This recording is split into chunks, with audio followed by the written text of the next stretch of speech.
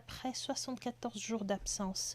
Le séjour européen de Paul Biya, présenté initialement comme un court séjour privé, a finalement duré près de 2 mois et demi. Le président de 93 ans avait quitté le Cameroun le 7 juin pour se rendre en Suisse, où il a notamment séjourné à l'hôtel intercontinental de Genève.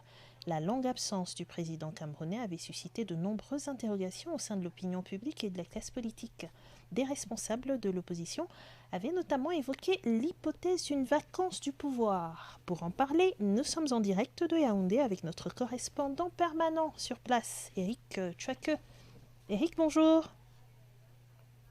Bonjour Joël, bonjour aux auditeurs. Alors Éric, comment s'est passé le retour de Paul Biya à Yaoundé? Y avait-il du monde pour l'accueillir? Bref, quelle était l'ambiance sur place?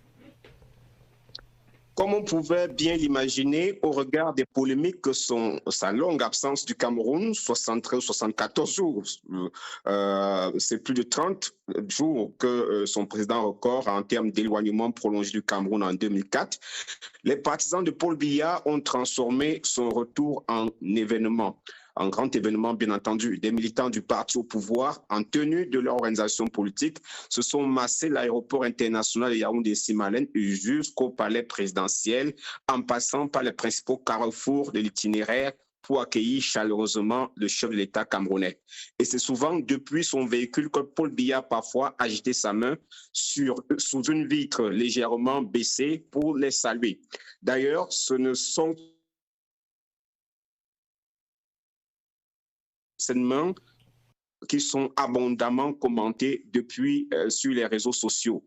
Et il faut dire que les Camerounais ont vu que cela en temps réel, bien que la télévision d'État ait diffusé en direct le retour de Paul Biya après avoir déployé environ 200 personnes, journalistes et techniciens et autres pour couvrir le retour du chef de l'État. On imagine bien l'ambiance, Eric. Alors, une question quand même, hein. Paul Biya séjourne régulièrement à Genève et pourtant chaque absence prolongée relance les interrogations sur le fonctionnement du pouvoir. Pourquoi, après toutes ces années, les Camerounais continuent-ils de réagir aussi fortement à ces absences? C'est en partie probablement à cause de l'âge du président. Il faut quand même noter que Paul Biya a 93 ans et demi aujourd'hui, dont déjà près de 44 au pouvoir.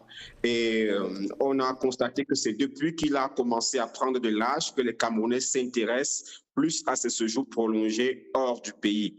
Car à chaque fois, des gens spéculent sur son état de santé et de plus en plus aussi sur sa capacité à pouvoir continuer à diriger le pays. Eric, vous nous aviez déjà expliqué lors d'une précédente interview que lorsque Paul Biya est à l'étranger, cela change finalement assez peu le fonctionnement du pays. Alors après cette absence de 74 jours, est-ce que vous maintenez cette analyse ou est-ce que cette fois quelque chose vous paraît différent? On pourrait bien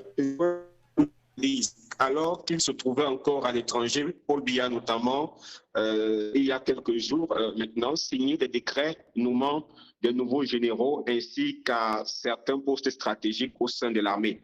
C'est la première fois depuis qu'il est au pouvoir que des textes de ce niveau d'importance sont publiés alors qu'il ne se trouve pas au Cameroun.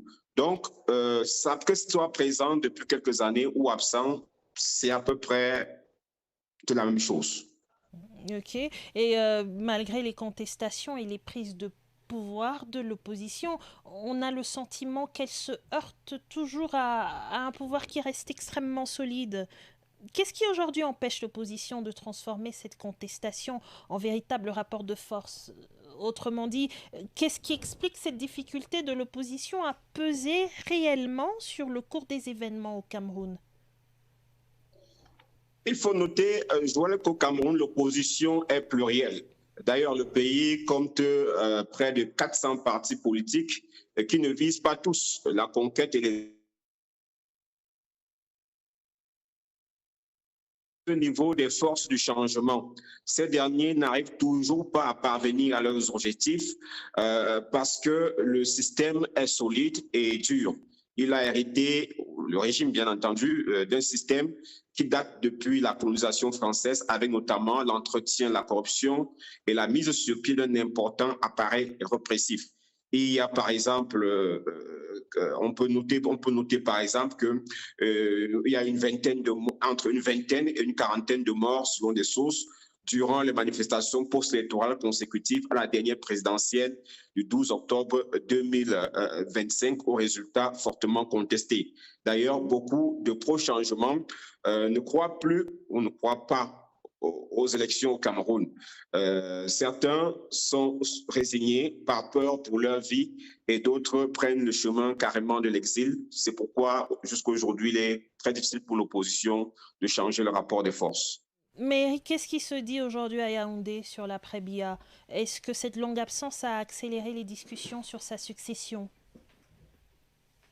Au sein du pouvoir, on ne parle jamais de l'après-Biya de manière publique.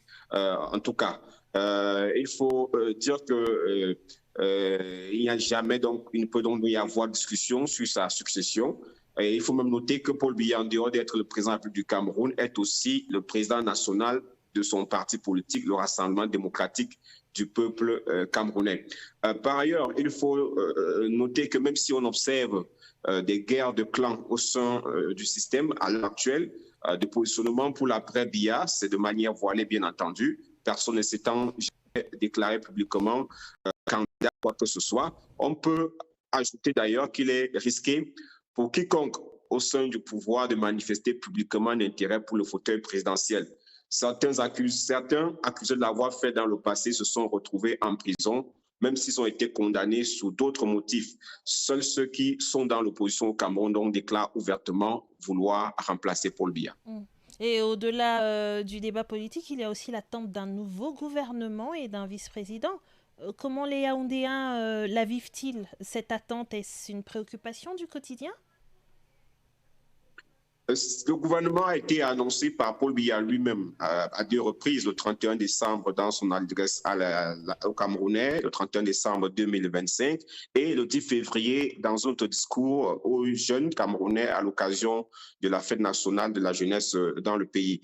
Et il faut dire qu'il y a eu ce texte d'adoption en avril 2026 d'un texte réintroduisant le poste de vice-président au Cameroun. On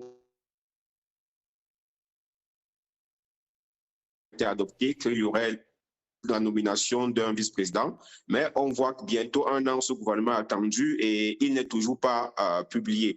Et les Camerounais, ça les préoccupe peu, je peux vous le dire, sauf ceux qui sont des pro-changements dans l'opposition, pour montrer à peu près que le pays n'est plus gouverné, pour utiliser cela comme argument politique. Mais les Camerounais ordinaires sont peu intéressés par cela. Ce qui les préoccupe au quotidien, c'est la vie chère. Les pouvoirs d'achat est de plus en plus réduits. Et d'ailleurs, il y a une pénurie de gaz, notamment dans les villes de Yaoundé, Douala, Bafoussam, dans l'ouest du pays. Il y a également des problèmes avec des routes, des infrastructures routières, l'accès à l'eau potable, à l'électricité. C'est ce qui préoccupe le citoyen ordinaire au Cameroun, parce qu'ils savent très bien que ce n'est pas le changement d'un homme au niveau du gouvernement qui pourrait résoudre aussi facilement ces problèmes auxquels ils font face au quotidien. Bien, merci pour toutes ces explications. Éric Chouake, vous êtes notre correspondant à Yaoundé. Éric, merci. À la prochaine sur Vue d'Afrique et surtout bon week-end. Bon week-end à vous, Joël, et à tous les auditeurs. Merci. On quitte le Cameroun pour se rendre au Nigeria. Le gouvernement veut tourner la page de la criminalisation des tentatives de suicide. Les autorités travaillent sur une réforme qui pourrait permettre aux personnes ayant survécu à une tentative de suicide de bénéficier d'abord d'une prise en charge médicale et psychologique plutôt que d'être confrontées à la justice. Une réforme qui intervient dans un pays où les besoins en santé mentale sont importants, mais où les professionnels et les structures spécialisées restent largement insuffisants. Et c'est un reportage de Gilbert Tamba à Abuja. Le code